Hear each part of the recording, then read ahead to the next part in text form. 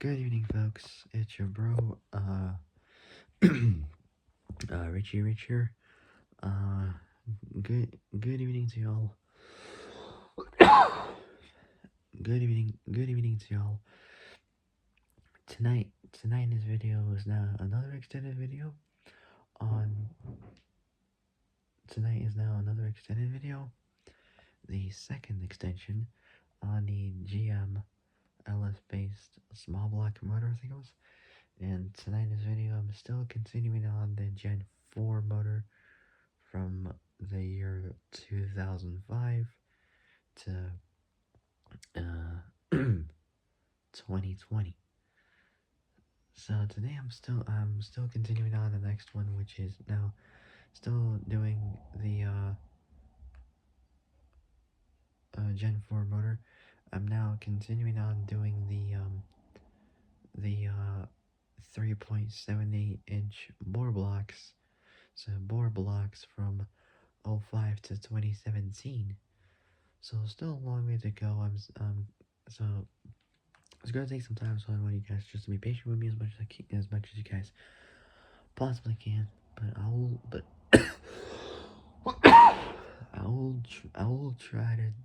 try to get this done as much as I can, as fast as I can as possible. Cause I want to get this engine done, and one more engine I got left to do, and then I got the next videos I want to do for movie cars. Not quite Fast and Furious just yet, but something similar to that. But you'll see. But you'll see very soon. But first, gotta get these done, and boom, that'll be it. So before I continue on from where I left off to from last video. So from last video, make sure so before I continue on from before I continue on from where I left off to from last video, make sure you guys all like the video, subscribe, comment, like the video, subscribe, comment down below. Comment down below what you guys think. Hit the notification bell and hit all. So like, subscribe, comment down below what you guys think. Hit the notification bell and hit all so you're alerted and hit all so you're alerted when we make radio uploads. Alright, so without any further ado, let's continue on. So the next motor I'm doing is the LMG. Here we go. So for 3 minutes, let's do it. So the Vortec 5300 LMG. So the Vortec 5300 LMG, VIN code was 0.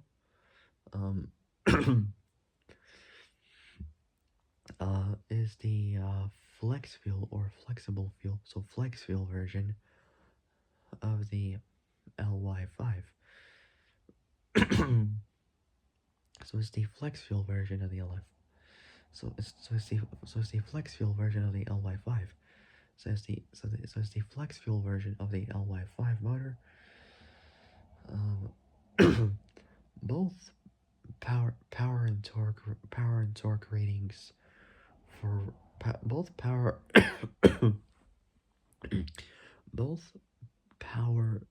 and torque ratings for both SUV and pickup truck applications are the same as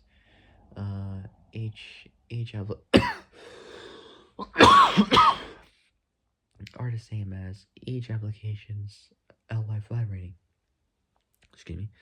VVTs added for the 2010 VVTs added for the 2010 VVTs added for the 2010 model year. AFM standard on this model for fuel economy purposes. So the cars that had these applications were these So we got both the '07 to 2013 Chevy Avalanche and Chevy Silverado 1500. Um, the '07 2014 Chevy Suburban 1500, and from the same year the and from the same year the Chevy Tahoe, and then again from '07 to 2013 the GMC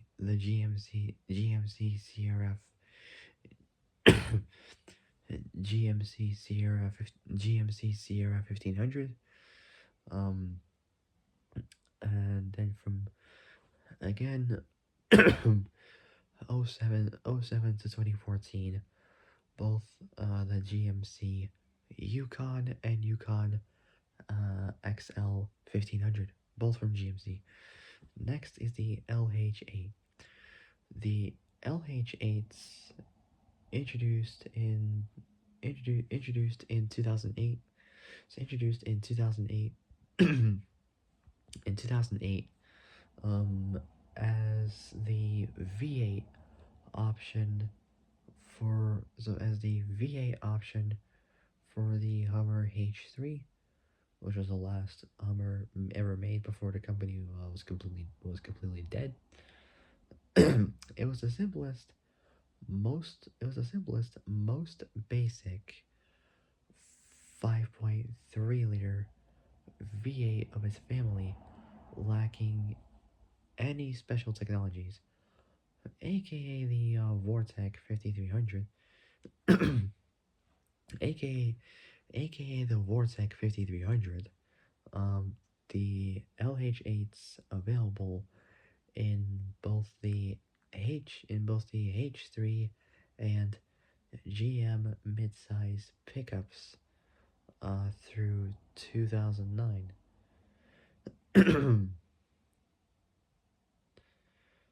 The LH8s of variants of the 5.3 liter uh, 325, well, 327 technically, Gen 4 small block, Gen 4 small block V8, Gen 4 small block V8, modified, modified to fit in the motor bay, so in the engine bay of the both the uh GMT uh 345 SUV and GMT GMT excuse me, GMT 355 trucks at 5200 RPM, at 5200 RPM for power, at 5200 RPM for power and 4000 for torque. It produces 300 horsepower, 300 horsepower, and 320 pound-feet, 434 newton meters of torque. It has a displacement of 5.3 liters, so that's 325 cubic inches, and it has a displacement of 5.3 liters, that's 325 cubic inches, and a compression ratio of 9.9, or close to 10 to 1. So it's 9.9 to 1, close to nearly 10 to 1. Applications for both so applications are both the '08 '08 to '09 Hummer H3. So '08 to '09, so '08 '09 Hummer H3 Alpha, and the 2009 Chevy Colorado, so Chevy Colorado and GMC Canada, not Canada, sorry, GMC Canyon, sorry, I apologize. So Chevy Colorado, so the '09 Chevy Colorado and Chevy Colorado and GMC Canyon. There we go, corrected myself this time.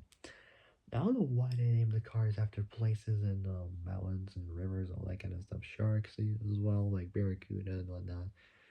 Uh, Ambicuda and whatnot.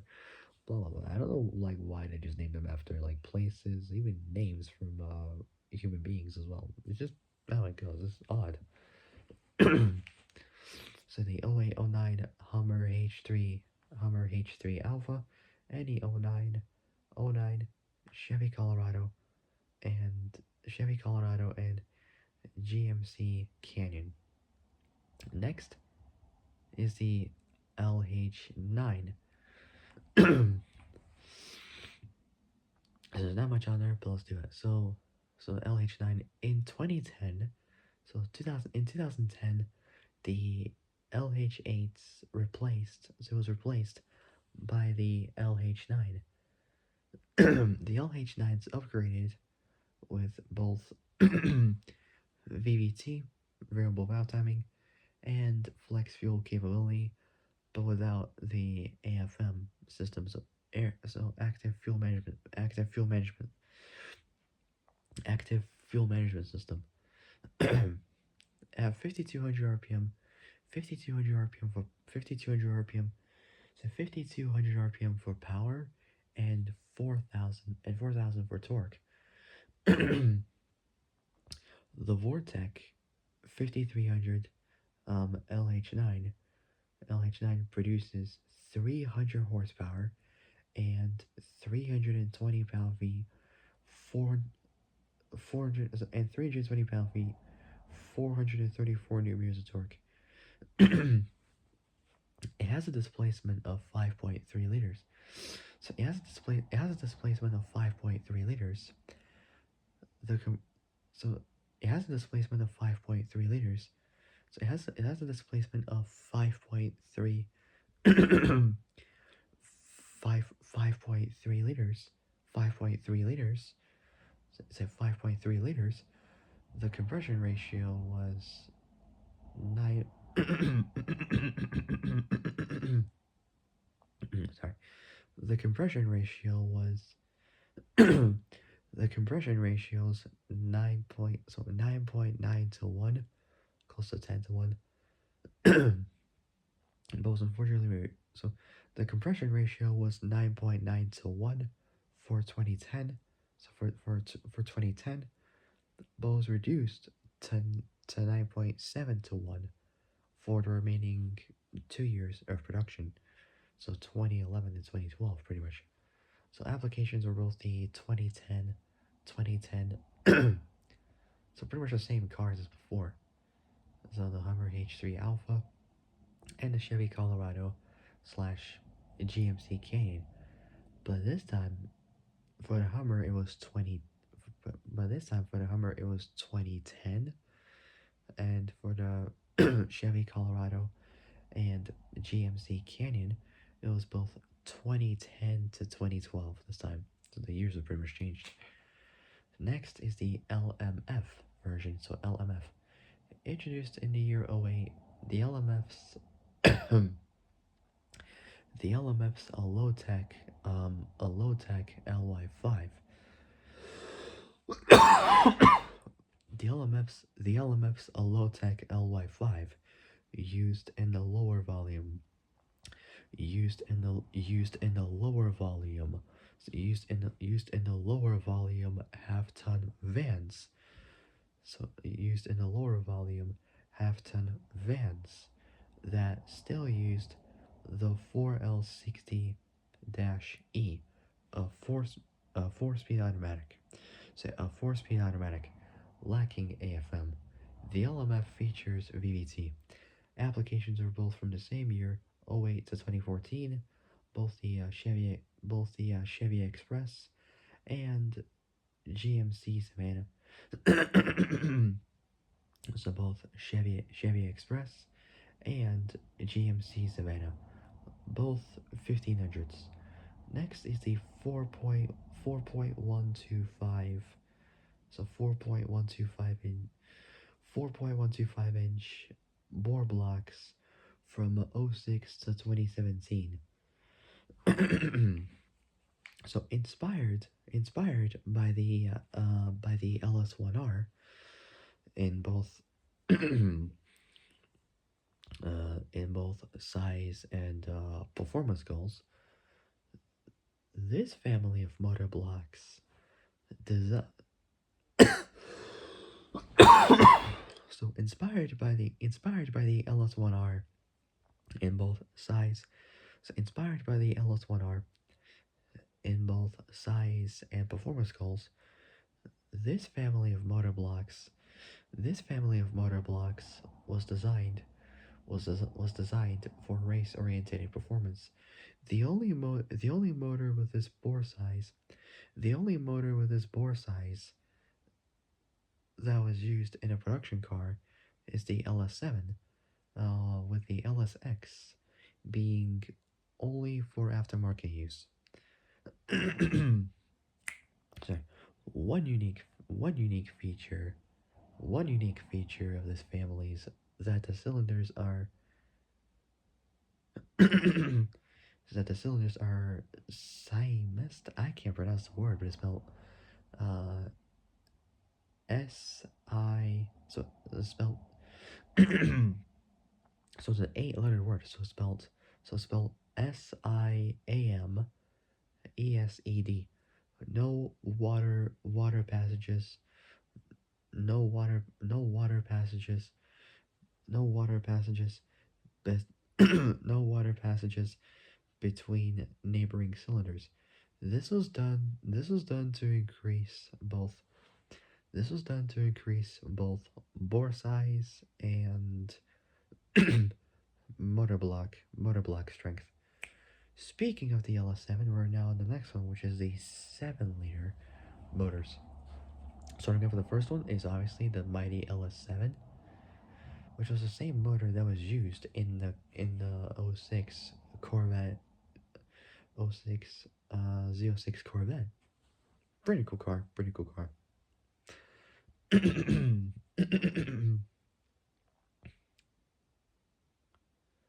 So the next motor is obviously the LS7. Wait, hold on. Before I do, I just gotta get a quick drink. I'll be back. I'll still be, I'll still be here. Don't worry. But I'll be back. I promise.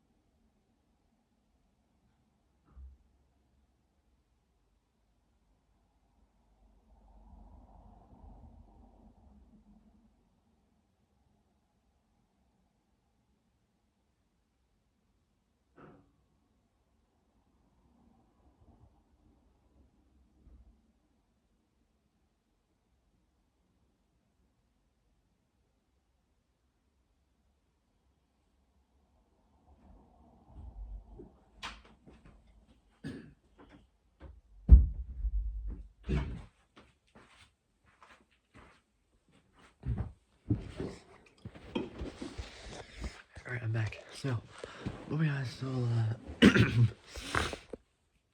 So the next motor I'm doing is the LS7 motor. So let's do it.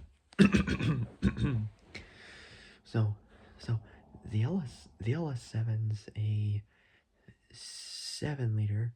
So it's a 427. So a 7-liter motor based based on the Gen 4.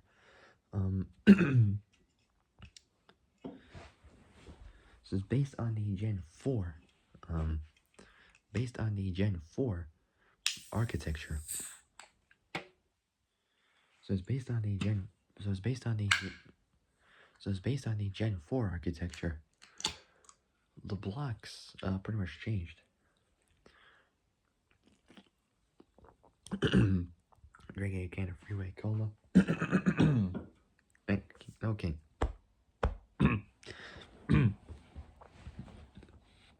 So the LS7 excuse me. The LS7's a 7-liter 427, close to a 428, close to a 428 motor based on the Gen 4 based on the Gen 4 architecture. So based on the Gen 4 architecture, the blocks the blocks changed with the blocks changed with sleeved cylinders in an aluminum block. So in an aluminum block with a aluminum block, so aluminum motor block with a larger bore of 4.125 inches. So with a larger bore of with a larger bore of 4.125 4.125 inches, and longer stroke of 4 inches than the LS2. the small blocks 4 point the small blocks 4.4 inch bore spacings retained. Uh, uh, so bore spacings retained, requiring pressed-in cylinder liners. Both the crankshaft and main bearing caps are forged steel for durability. The connecting rods or con rods are forged titanium, and the pistons are hypereutectic. So hypereutectic. For those who don't know what that is, I'll take a look. So it's known as a hypereutectic pistons. So it's an internal combustion engine piston cast using a hypereutectic aluminum alloy with silicon content greater than the eutectic point of 12 weight% silicon. Most aluminum silicon casting alloys are most aluminum silicon casting alloys are hypereutectic, meaning the silicon content's lower than the eutectic. So, meaning the silicon content's lower than the eutectic point. So it's lower than the eutectic point, and contain relatively fine elemental um, silicon crystals formed through the eutectic reaction during solidification. In addition to fine silicon crystals, hypereutectic alloys also contain large primary silicon crystals that form before the eutectic reaction. As a result, it contains a much higher phase friction of silicon. Consequently, hypereutectic aluminum hypereutectic aluminum has a lower coefficient of thermal expansion, which allows engine designers, to specify much tighter tolerances. The silicon content of these alloys is typically 16 to 19 weight, so 16 to 19% in weight, so 16 to 19 weight percent, and above this content, both the mechanical properties and and castability degrade substantially. Special molds special molds casting and cooling techniques are required to obtain uniformly dispersed primary silicon particles through the piston. So special molds casting and cooling techniques are required to obtain uniformly dispersed primarily silicon particles throughout the piston material.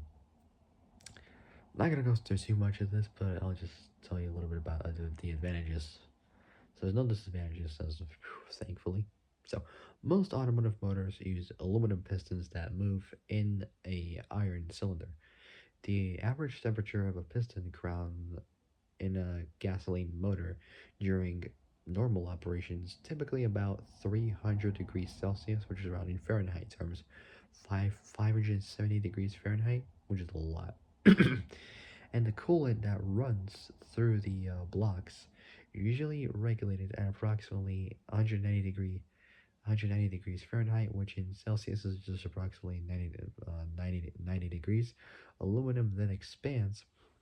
Aluminum then expands more than iron. Aluminum then expands more than iron at this temperature range because light and usually it will melt at high heat temperatures. So, for the piston to fit the cylinder properly, for it to properly fit into the cylinder when at just a normal operating temperature, the piston must have a loose the piston must have a loose fit when cold. In other words, it's supposed to be loosened a little bit, so shake a little bit once it's cooled down at much cooler temperatures. So I'm not gonna go too much about this, but you would know like a little bit more about this, so you kind of get the point of high protecting pistons. But if not, just find out some research about this, and there's a lot on it, but I'm not gonna go through too much. This is just gonna get tiring and boring as well, so I'm just gonna move on. so so back to the LS7. So wait, hold up, bear with me for this.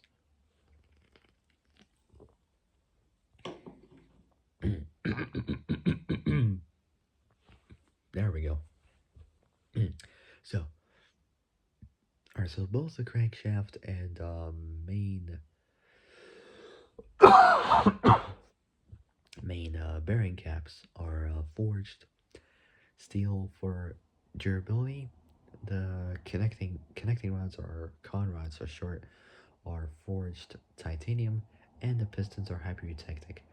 The two valve arrangements retained, though the titanium intake valve, so the intake valves made of titanium by a company called Del West.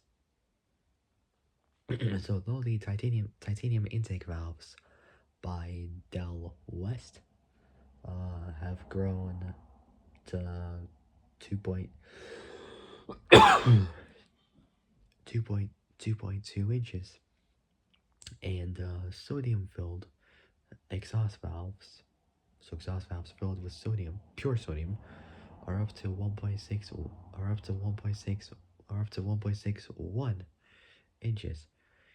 Peak output at 6,300 RPMs, 505 horsepower. Pretty good. And which is around 72 horsepower per liter, technically, which is not bad. Pretty good. Roughly around 72 horsepower per liter. And at 4,800 RPM,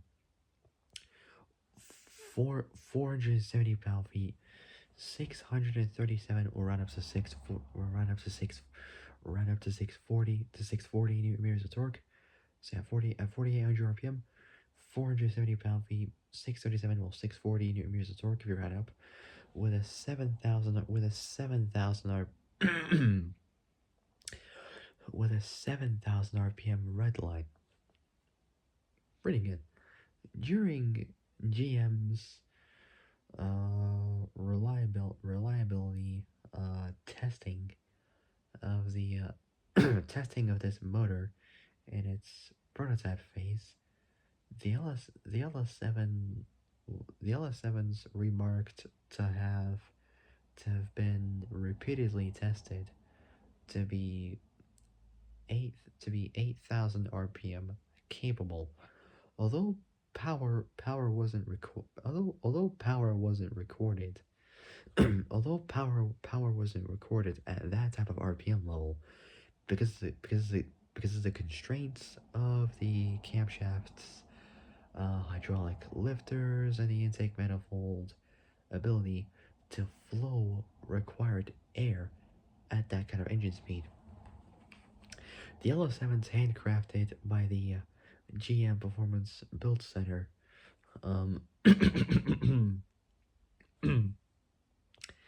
at the city of Wixom, Oakland County, Michigan.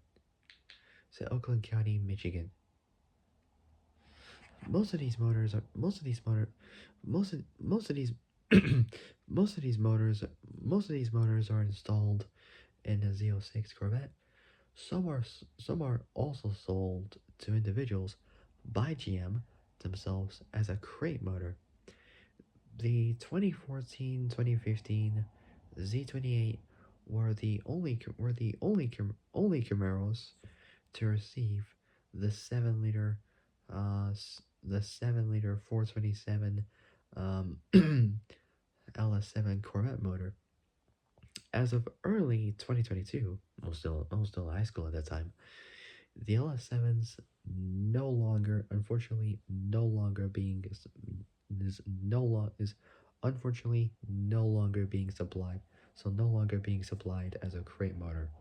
With Chevy intending to with Chevy intending to fulfill all current all current orders until inventory is depleted. In other words, until their inventory is like completely empty, like completely gone, like nothing left.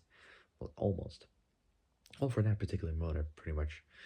After an extensive engineering engineer after an extensive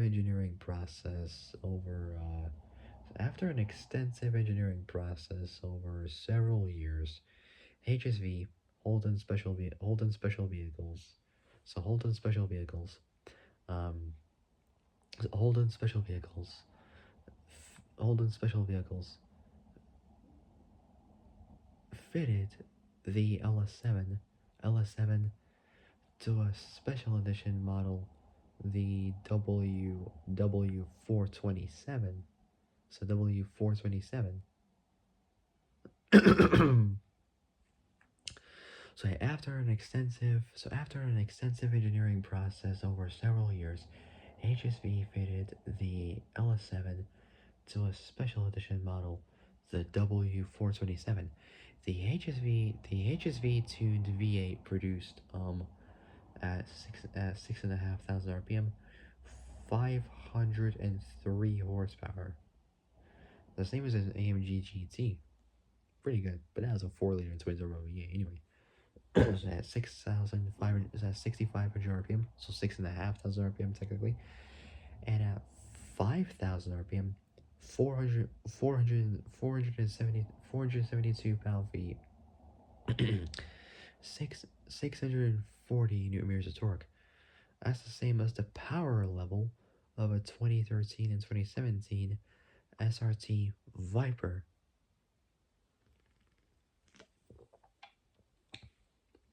which that was deceased way back in 2017. And there's rumors suggesting that Dodge, well, SRT,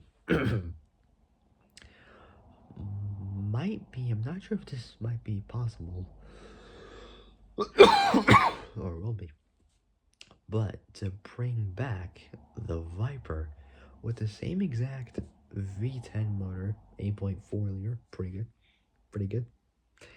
And at some point, if they're gonna try to do that, there is a possibility that they might be doing it this time with a V8, possibly with twin turbos, naturally aspirated, supercharged. I don't know what they will do, but at some point they might bring it back. I got no idea, but there's a possibility. I think that there might be a chance. There might be a chance that the Viper might be making a return. Not sure if or like when it might happen, but at some point there might be some possibility, but possibly could work. I don't know, but however, whatever way it works, might happen. Never know. Never know. Because ideas for them can change at any moment in time. So we have no idea of what might happen, but we'll see. Again, we'll see. Anyways, so after an extensive um, engineering, engi- engi- engineering process, engineering process over several years, HSV or Holden Special Vehicles fitted the LS7 to a special edition model, the W427, so the W427. The HSV tuned V8 produced at six and a half thousand or 6,500. So 6,500 RPM. Six so 6,500 RPM. 503 horsepower, and at 5,000 RPM, 472 pound-feet, 640 newton meters of torque. Pretty good. It makes the same as the power level of both the 2017 Viper and the 2009, I think, Chevy Corvette ZR1. There we go. So, it was unveiled at the Melbourne International Motor Show, or MIMS. So the HSV tuned V8 produced at 6,500 RPM, 503 horsepower, and at 5,000 RPM, 472 pound-feet, 640 newton meters of torque. It was unveiled at the Melbourne International Motor Show.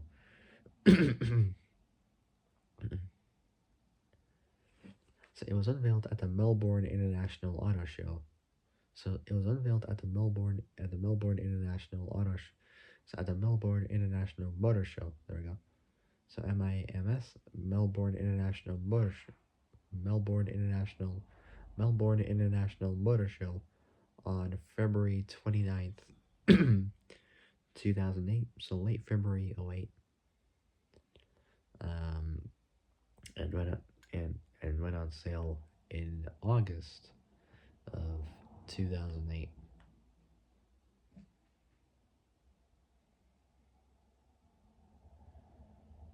So it was in the capital of Melbourne in the Australian state of Victoria.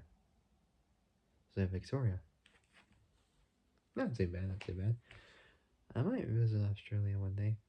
I don't know about maybe not. I don't know. There's so many places I would want to visit. Maybe Australia, Canada, probably. I don't know. But whatever I have in mind, I'll see what I could do. Anyways, so, so it was unveiled at the Melbourne International Motor Show, or MIMS for short. So Melbourne International Motor Show. I accidentally said auto show, so I apologize. I should have corrected myself. So Melbourne International Motor Show on February 29th, 2008, and went on sale in August 2008, same year, just in August. The first Australian car to be fitted with this motor.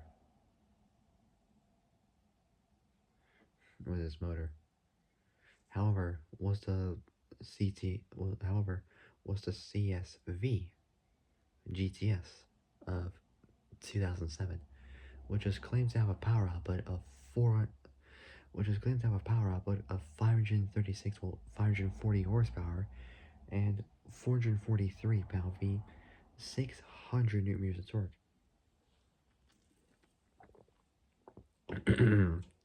Yeah, it's like guys, I'll be back.